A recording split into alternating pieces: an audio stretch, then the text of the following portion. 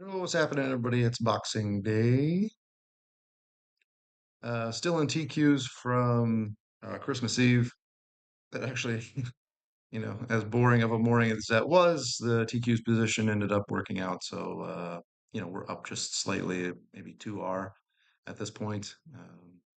And then ECDA is the only thing popping on the gap scanner this morning. To be honest, I haven't really taken a good look at it yet. So let's do that.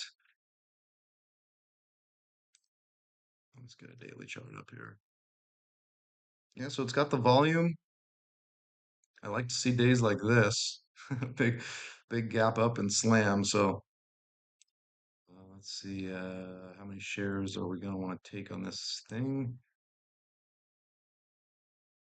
It's flirting with that 50% level, so it's not a guarantee that it's even going to open at the right spot. So, right. So we need like 1,400 shares.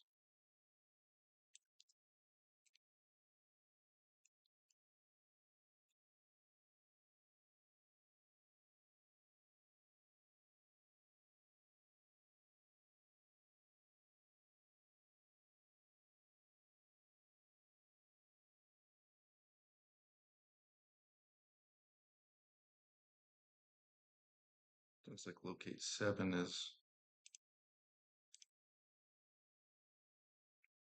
best so far. There's tons of shares available, so we're good there. We'll see if that opens at 50. If it does, I might take a stab at it.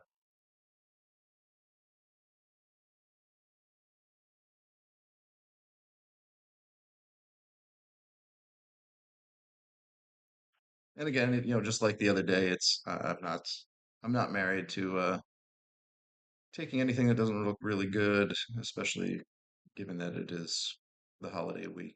Things are a little weird.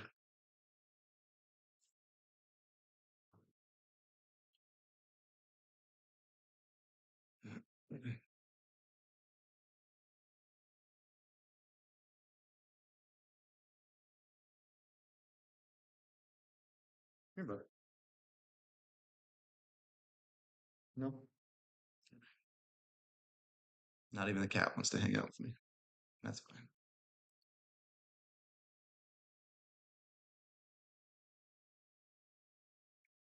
Yeah, so ECDA you can see is flirting with that 50% level, so it might not even open where we need it to. It's not looking good.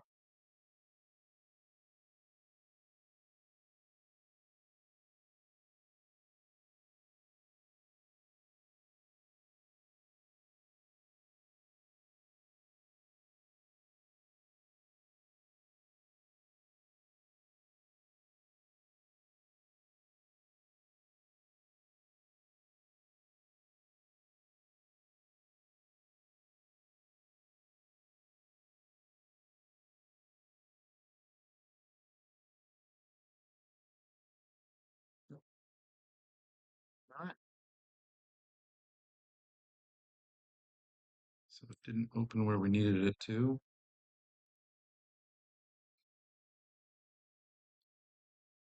So let me turn on our gap scanner or our spike scanner.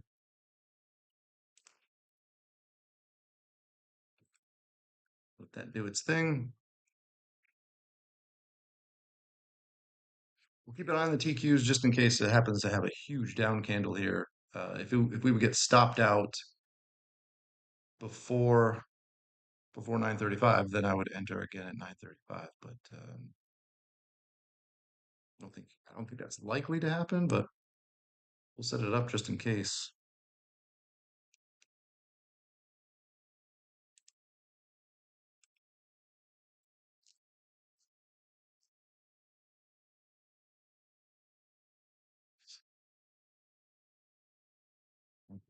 ATR took a dive, huh?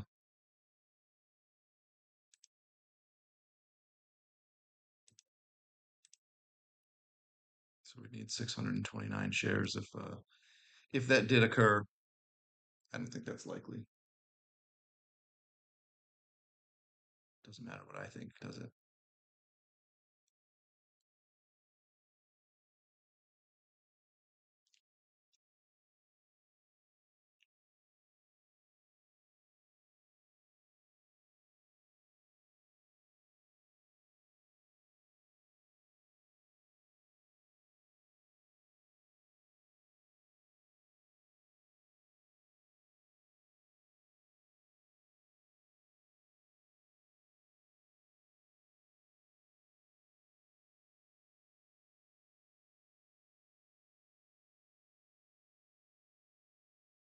ECDA might end up on our spike scan if it makes a good push here. That would be nice. Nothing so far.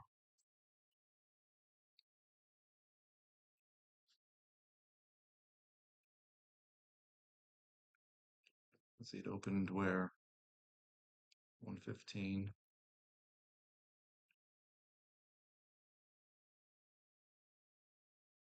Yeah, you can pretty easily get up 30%.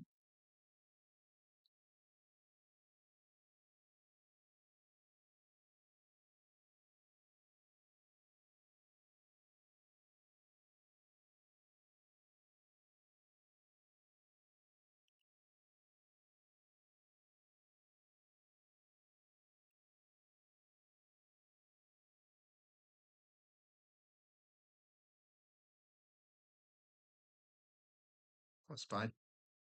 Position doing that's gotta be. Yeah. Are we at all-time highs? All right. The market just does not give any fucks.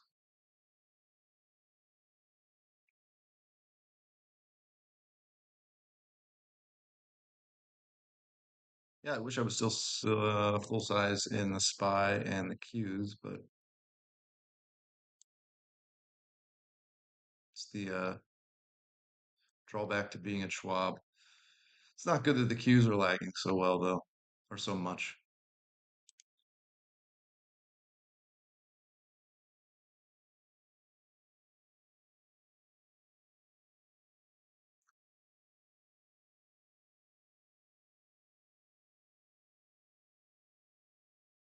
But I do like to see this nice bounce in TQs. Hopefully that we can just leave that position open. We've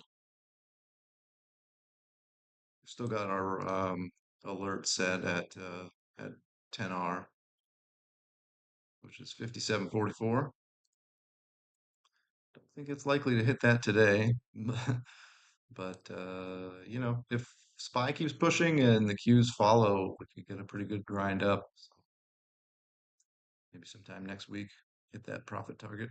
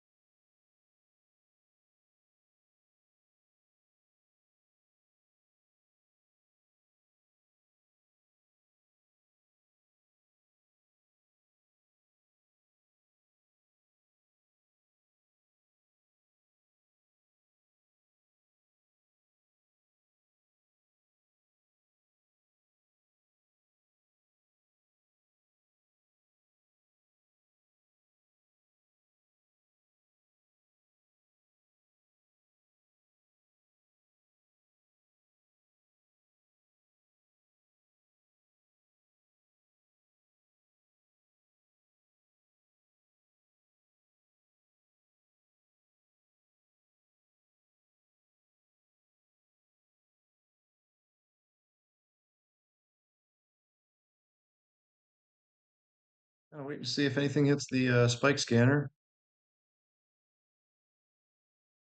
That's it. It's gonna be another Relatively uneventful morning, which is okay.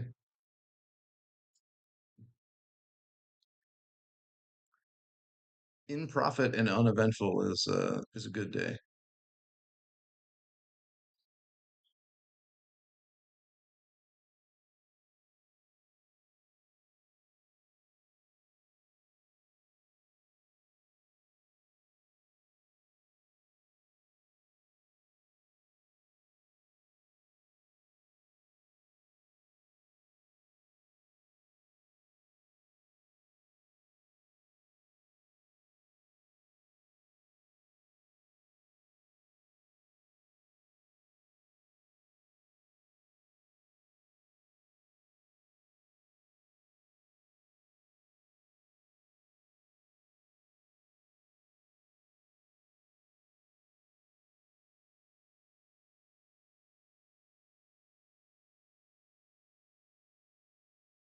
This is mind-boggling to me,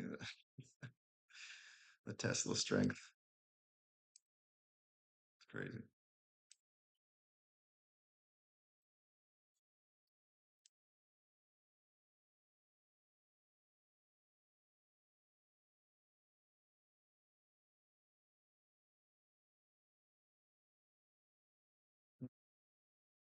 I've really taken a look at the market in general, or I shouldn't say that. I was going to say I haven't taken a look at it in a long time. I have, but it's just I don't do it often anymore. Just kind of like the Mag 7 or any of that. I should probably keep my finger on the pulse a little better, but my setups really don't require that in any way, so I end up just not putting a whole lot of time into it.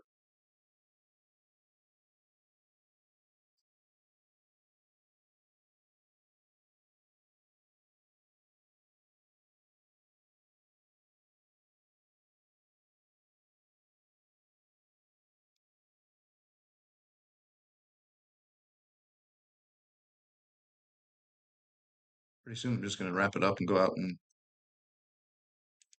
hang out with the cat out on the porch. It's, just turn up the volume on my computer and wait for an alert.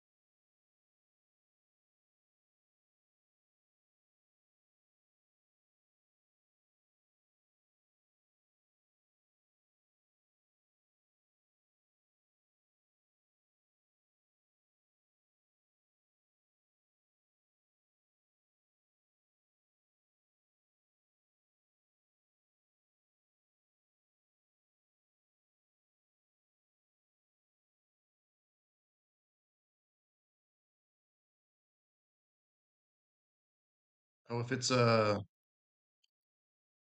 DTCK, let's check it out. Yeah, if it's below $1, I don't yeah. No, I wouldn't touch that. Not that that's not in the past I've tested that and it seems to work, but this last back test I did, I just did $1 to 15 cents, or yeah, a dollar to $15, and I just keep it that way. Yeah, I don't probably something I should look at. Go back and test the subbies there and see if that's something worth paying more attention to. But did you play that?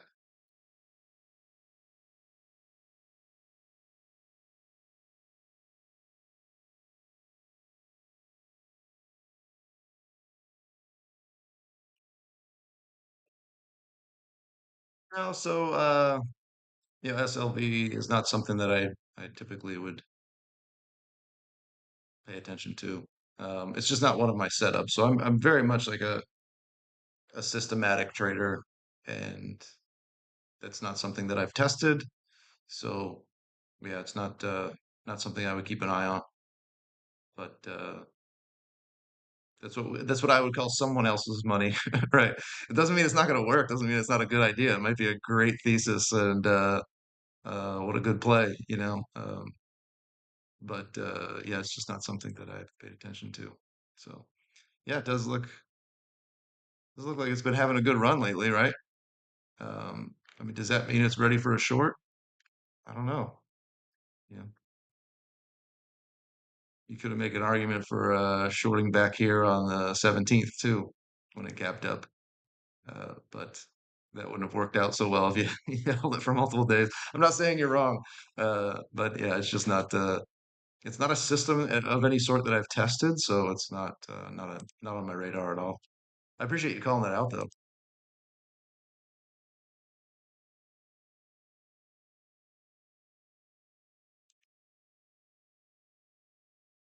What is PPLT? Is that just oh,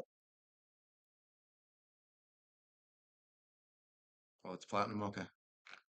Yeah, it's not really a part of the market I even pay attention to, but that's cool. Your short D-tick, huh?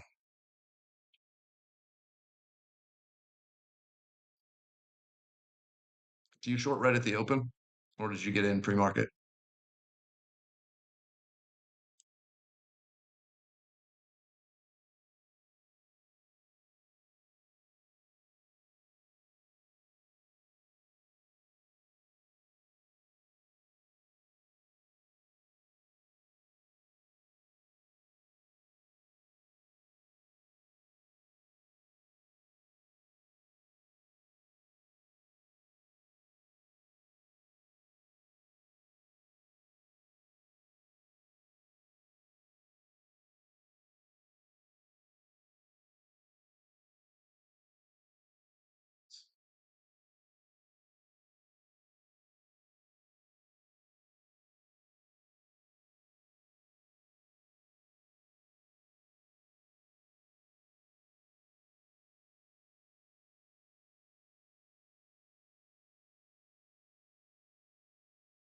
Yeah, looks like looks like it's working out pretty well so far. Do you hold to the end of the day then, or do you have a profit target that you take?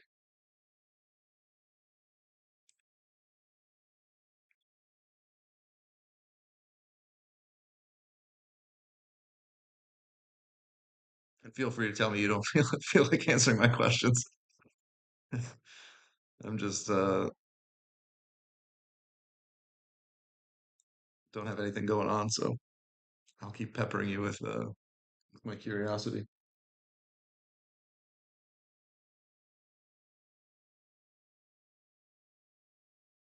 I like to see the TQs climbing. Oops.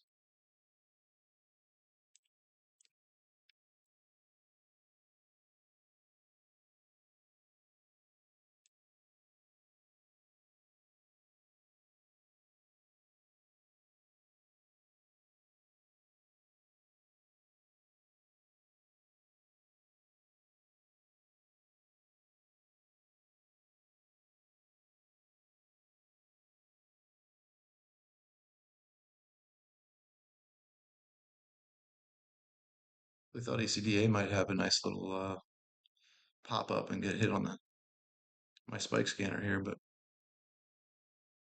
no such luck.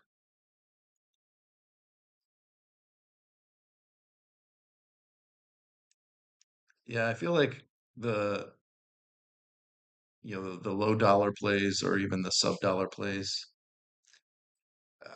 I've tested it with just like okay, just short at the open or close to it and hold it all day, and they just grind back so much that I feel like there's likely some discretion there that you watch them long enough and you start to realize like, if it's just grinding sideways like this, it's time to get out before.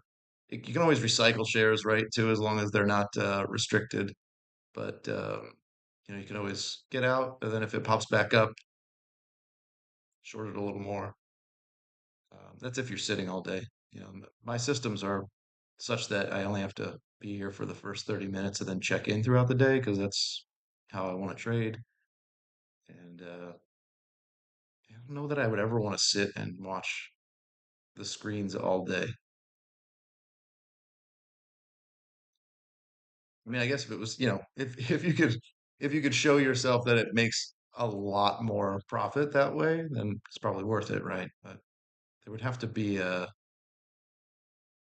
there would have to be a huge profit in it for me to want to sit all day. I mean, to me, the entire point of trading is if you can arrange it is to not have to be at work all day, at least to some degree, have a little bit more freedom.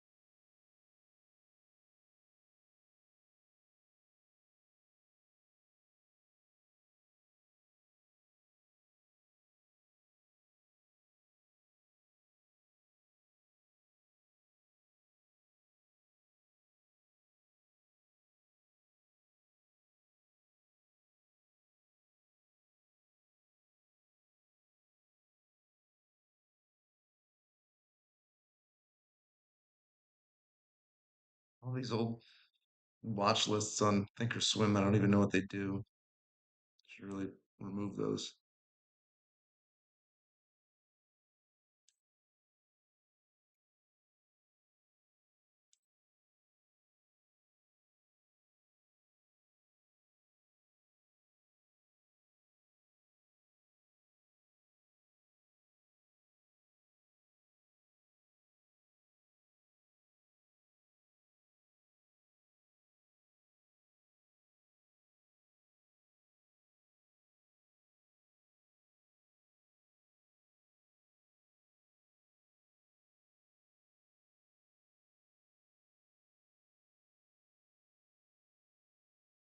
Man, GE.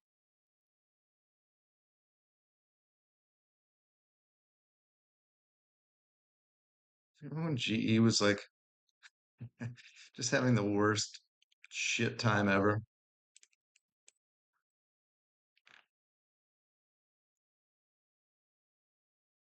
It was like headed to zero, got down there around $30.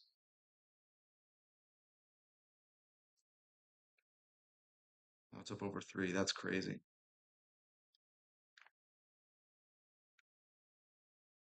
I remember talking to my brother about it probably when it was maybe down here back in like 2020, or maybe it was when it was still floundering here. And I remember, I think he just said like, "Yeah, I mean, it can't go much lower, right?" And I was like, "Well, it could." He was right. I was wrong. It happens.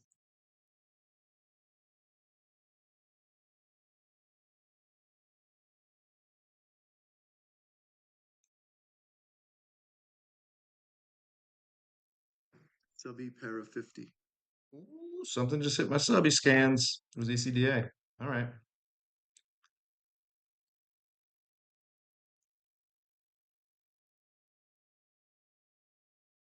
It's hitting my spike scan on my subby. It's funny. I have this old alert that I created a long time ago. That was for it was actually for subby plays for sub dollar years ago. And that's just the audio alert that I put on my scanner when I made it because I didn't feel like recording a new one. I'll keep an eye on ECDA. I don't know that I don't really love it.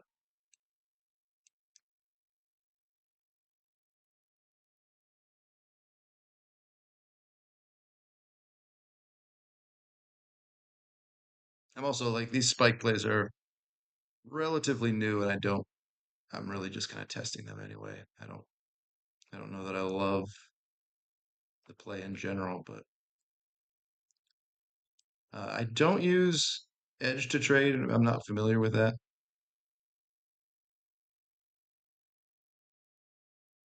Yeah, I really think there are a lot of people that are I've noticed that were 100% systematic and then started adding in some discretion. Uh, I noticed Chris Verma did that a while back. You know, he used to be pretty much 100% systematic, and then he started adding in a lot more discretion. I think that's something that, you know, the more you sit through your system and notice things, possibly the better you get at the discretionary part, right? But then there's also like, you know, the psychology of it is like, nah, we fool ourselves a lot too, though. So that's where I think my approach would probably be like, all right, if I'm sitting here through my system and I notice like a lot of these gap plays end up grinding back, I would try to quantify that somehow and test it because you know, your brain remembers, most people's brains remember misses, you know, the painful experiences a lot more than they remember the good ones. And so it's easy to look back over a year of system trading and go, oh man, all those times it, you know, I was in big profit and then it grinded back on me, and then I ended up with, you know, either taking a loss or a much smaller profit. Um, and you forget about the times where it was like, yeah, it grinded sideways and then it plummeted toward the end of the day, and I ended up with a much larger profit than I would have had if I just if I if I got out early. So it's, I feel like that's a, for me that's a dangerous game. I'm not saying that no one else should do it. I'm just saying like you know, I could probably convince myself that I was doing better with discretion when I wasn't really. So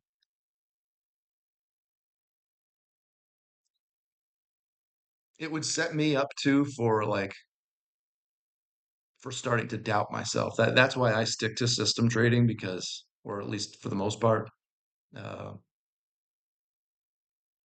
because once you start adding in discretion, then if it, you know, if you make a discretionary trade decision and then it was the wrong decision, that's when you can start to be like, oh, you know, that's when Ikimo and revenge trading and all the other stuff would be kind of rearing its head, at least for me. I'm gonna have to check out Edge to Trade. I don't know what that is. Is that like a back tester, or do they have uh, indicators or something?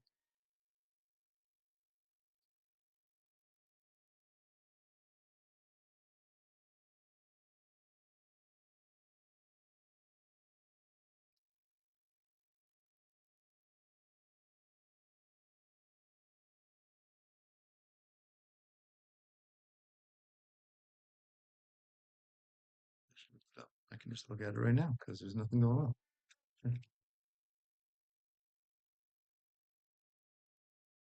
Oh, it's cool. It's a scanner.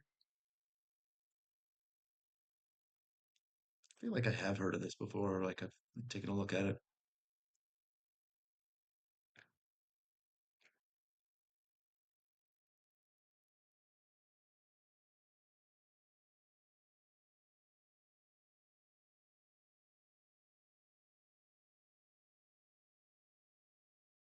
That's pretty cool. So I do all my back testing in Python with data from used to be Polygon, now it's Massive, and that's where I built. I've been building my own scanners too.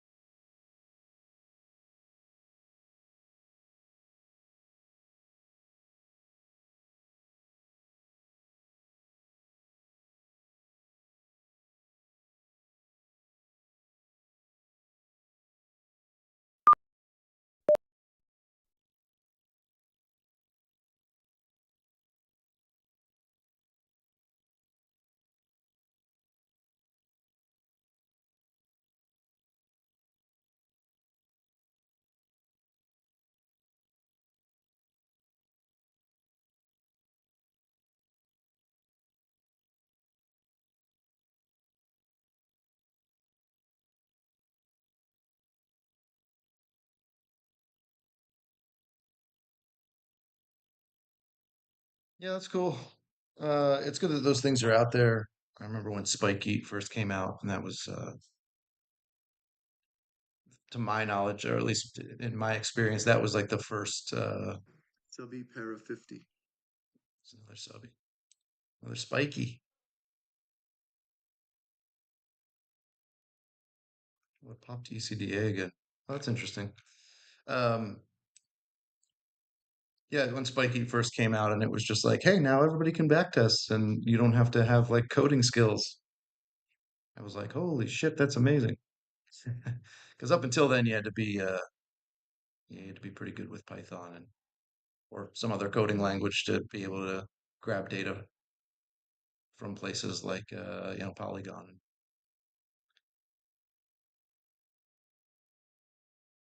So it's cool that they came out with like Spikeeat and this Edge to Trade and some other places. It's cool. Kind of levels the playing field a little bit. Allows everybody to have access to the data, which is nice.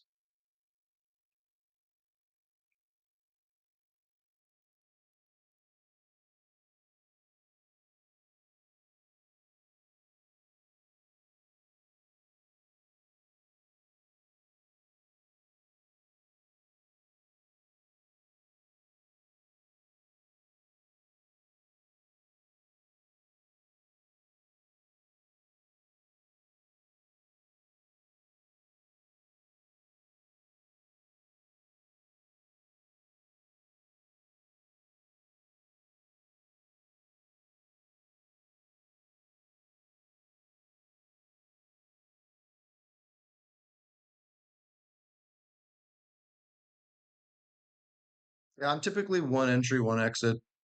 I don't scale it much. Again, that's just the way the systems that I back tested. I tested them that way. Um, so that's what I do. My guess is if at some point I start trading larger size, then I would probably end up scaling in a little bit. Yeah, we'll see. I've still got a lot of testing to do, and that's something I'm constantly working on is more back tests. So scaling something I'll get to eventually, see if there's an edge there. Whether that be a just a matter of being able to get into a large position, or if there's actually like edge just based on the having a better average if you're averaging up. All right, it's 10 o'clock. I'm gonna get out of here.